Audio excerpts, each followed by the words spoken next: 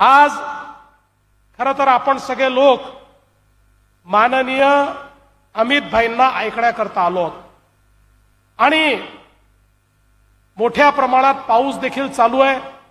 खरं म्हणजे राज्यभरातच पाऊस चालू आहे, त्यामुळे थोडी चिंता देखील मला आहे।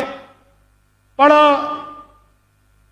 आपल्या सगळ्यांना आज अमित भाईंनी वेळ दिला त्याबद्दल मी त्यांचे आभार व्यक्त करतो।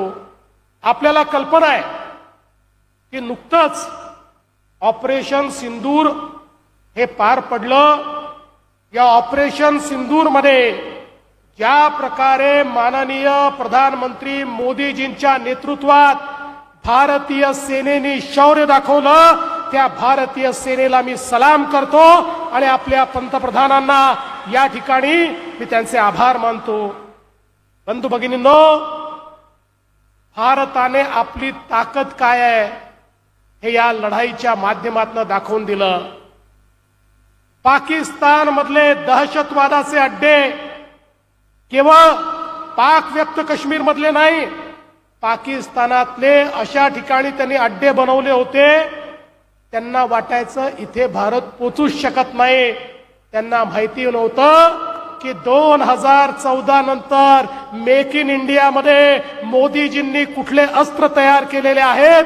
त्या अस्त्रांनी थेट दहशतवाद्यांचे अड्डे उद्ध्वस्त करून टाकले आणि आपण बघितलं सगळ्या दहशतवाद्यांना नेस्तनाबूत करण्याचं काम त्या ठिकाणी माननीय मोदीजींच्या माध्यमातून आपल्या सेनेने केलेलं आपण बघितलं।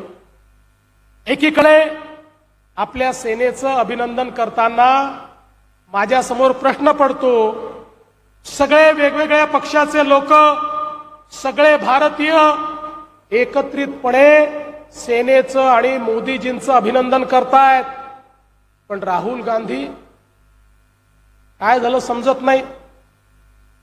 प्रश्न विचारतायत, किती विमान पडले, कसे पडले, काय पडले, म्हणजे जे प्रश्न पाकिस्ताननी विचारले पाहिजे ते विचारण्याची हिम्मत पाकिस्तानची नाही, कारण त्यांचं कंबरडं मोडलेलं आहे।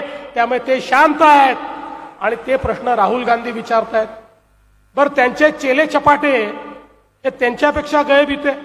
परवा एक चेला चपाटा म्हणाला हे चायनाचे 15-15 हजार रुपयाचे ड्रोन त्या ठिकाणी आले आणि त्याला 15-15 लाखाचे आपण मिसाईल सोडले। आता या मूर्खांना हेही माहिती नाही